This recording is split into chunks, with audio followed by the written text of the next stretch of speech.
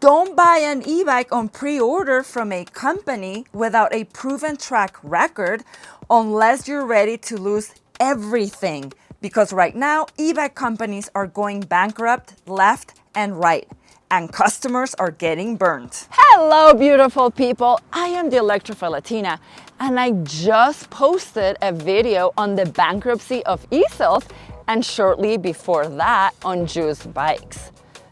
But unfortunately, they're not the only ones. From VanMoof to Zugo, Spark Cycleworks to Rad, the e-bike industry is going through a serious shakeup. Founders are walking away, brands are collapsing, and customers, they're left with empty wallets and no bikes. So in this video, we're going deeper. Why are so many e-bike companies going under? What patterns are we seeing? And most importantly, how can you protect yourself from being next? But before we dive in, let's roll the intro. So let's first talk about just a quick recap on the fall of e-sales. So e-sales wasn't just another e-bike company. It was a small team building powerful dual motor machines for serious riders. But even with all that heart, they couldn't survive this storm. David Cleveland poured his soul into e-sales, but like many small companies, it became impossible to balance raising costs, tariffs, and regulatory chaos. Some customers are left heartbroken, some are furious, and both are valid. But e-sales is just one of many falling. Okay, so now let me talk to you about the pandemic boom and the post-pandemic crash. Okay, so COVID brought a huge spike in demand. People were working from home, avoiding transit, and exploring outside. Every e-bike company ramped up production. COVID drove demand. Then it crashed when people went back to work. Even big discounts couldn't save them. The result? Warehouses full of unsold bikes, bleeding cash, and layoffs. Then after COVID came the tariffs, then the changing e-bike laws, which by the way, I have a video coming up on this to tell you what's been going on since the beginning of 2025, okay? So then came the fear. US-China tariffs pushed costs higher up to 145%, as a lot of you know, and this is where we're currently at. And inflation, it's got people second-guessing every big purchase. Right now, spending $3,000 on an e-bike from a brand you've never heard of feels like a gamble, and I understand. A lot of buyers aren't willing to take it. So, okay.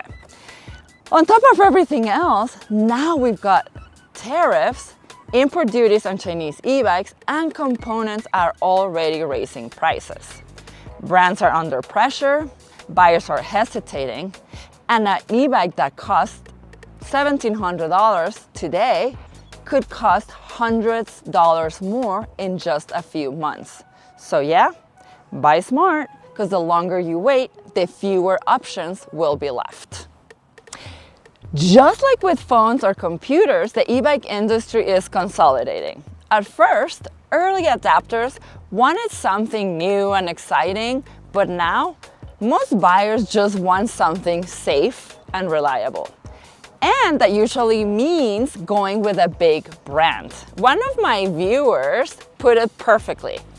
First-time e-bike buyers will more and more only consider the big brands, while enthusiasts will support smaller, more specialized ones.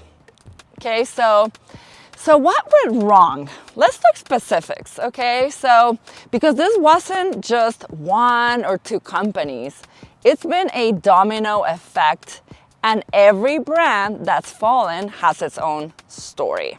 So, Juice Bikes, once a powerhouse with 52-volt batteries and fast bikes, Also, one of the very first e-bike companies founded in 2009, but behind the scenes, too many models, ballooning costs, and inventory, they couldn't move fast enough. So they filed for bankruptcy and were sold off at auction to Electric for just $1.2 million.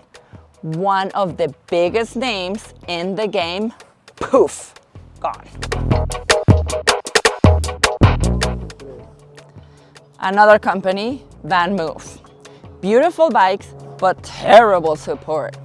Their tech was ahead of its time, but try getting a part replacement or a battery service? Good luck. They grew too fast without the infrastructure to back it up and eventually collapsed. Thousands of riders left behind and stranded. Zugo. This one vanished in silence. No public closure, no apology, just disappeared. One day, they were posting on Instagram, the next, nothing. Customers still waiting for bikes that will likely never arrive. Spark Cycleworks, American-based company, things are not looking good. Customers are posting horror stories, bikes arriving broken, wiring issues, loose bolts, and then being charged massive restocking fees just to return them. The company isn't officially closed yet, but it's not hard to see the writing on the wall. Very recently, there was a news article on them, and unfortunately, this American company is very worried about their operations and where they're headed.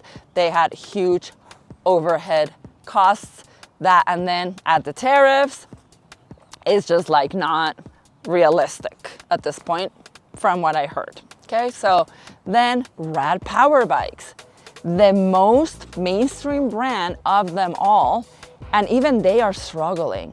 They pulled out of Europe, shut down their New York City store, laid off staff, and the CEO just stepped down. Prices are still high, innovations has slow, and the trust is shaky. So, what does this mean for you? Let's be real. I love this industry. I built my life around it. But I need to warn you, if you're shopping for an e-bike right now, be careful. Here's what not to buy. 1, no-name Amazon e-bikes with no customer support or warranty.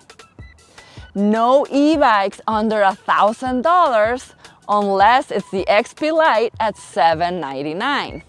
Why? Because they have no reliable support. They are underpowered bikes with 36-volt batteries or tiny motors, non-UL certified batteries that could catch on fire, built with low-end components that wear out fast. Number 3, any e-bike sold on pre-order, period. Okay? Number 4, companies with recent layoffs, closures, or silence online. Number 5, bikes that seem too cheap for what they're offering. Number 6, startups with no service centers or clear return policies. Okay, so after my tribute video, I actually spoke directly with David Cleveland, the founder of eSales, and he asked me to pass something on to all of you. Warn people not to prepay orders. Ever. 45 days goes by, the buyer is screwed. David also questioned how some brands are managing to sell e-bikes below cost, especially with current tariffs in place. In his words, a $1,000 e-bike with tariffs now costs $2,450, and they're selling it for $1,995. Something is clearly wrong. That's his math and his frustration. And while I'm not naming names, I think it's fair to say if the numbers don't add up, there's probably a reason. So pre-ordering from a brand without a proven track record is a huge risk. You're not just buying an e-bike, you're gambling that the company will still be around to ship it. And with so many e-bike brands shutting down, that gamble isn't looking so good. If they fold, your money's gone. No e-bike, no support, no refund. smart, ask the hard questions, and never mistake flashy marketing for financial stability. Guys, we're watching a massive shakeout in real time, and not every e-bike brand will survive, unfortunately, and it's very sad. But that doesn't mean that e-bikes are dying. It means the industry is maturing. And just like any industry that grows up, there are going to be winners, losers, and lessons to be learned. Let's keep riding. Let's keep supporting the good ones and demanding better from everyone else. Drop a comment below. Have you been burned out by a brand? Let me know. Or did you dodge a bullet? And if this video helped you or made you think twice about where you're putting your money, hit that subscribe button and the notification bell. I'm posting videos all the time. I'm here to bring you the real stories behind the e-bikes, the brands, and the industry. Guys, thank you so much for coming along to another video of mine. I'll see you very soon. And always remember, happy riding. Stay safe.